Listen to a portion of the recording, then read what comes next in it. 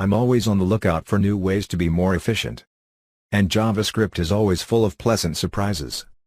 So I want to share 10 practical JavaScript tricks will help you in your project.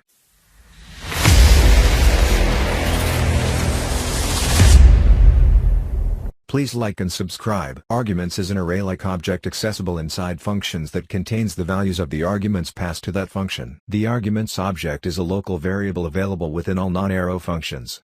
You can refer to a function's arguments inside that function by using its arguments object. It has entries for each argument the function was called with the first entries indexed at 0. For example, if a function is passed 3 arguments, you can access them as follows. Each argument can also be set or reassigned. The arguments object is not an array. It is similar, but lacks all array properties except length.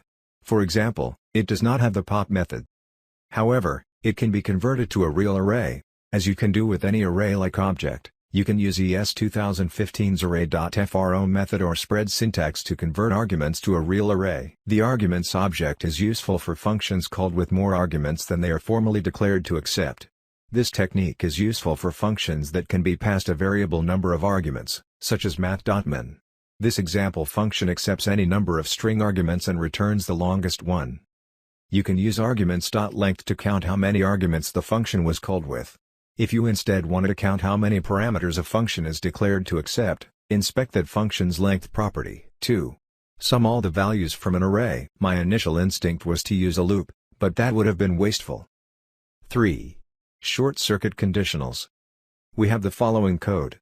We can make it even shorter by using the variable with the function. 4. Use logical or for conditions. I used to declare my variables at the start of my function just to avoid getting undefined if anything went unexpectedly wrong. If it's not already set, arg1 will have 32 as a default value. 5. Comma operator. The comma operator evaluates each of its operands, from left to right, and returns the value of the last operand. Thank you for watching code snippet you will find in the description. Please like and subscribe. Good luck.